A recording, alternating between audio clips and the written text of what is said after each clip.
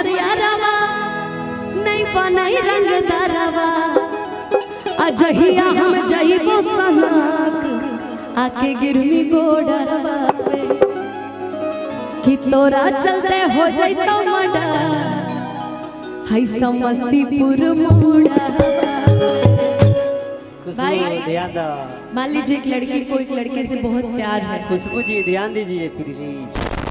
अरे ये खुशबू नेहा है भाई, तुम तो नंबर अगला बदली कर दिया।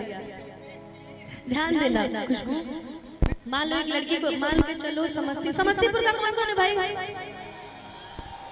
अच्छा सब समस्तीपुर के, सॉरी गलती हो गया, मैं अपनी बात वापस ले रही हूँ। मान के चलो कि वो जो लाल शर्ट वाला जो मोबाइल लिया हुआ है जिसकी सिर्फ शकल सिर्फ दांत दिख रहा है, शकल दिख ही नहीं रही उसकी, इस इन्हीं के ऊपर गाना था कि गोरिया चांद के अंजुरिया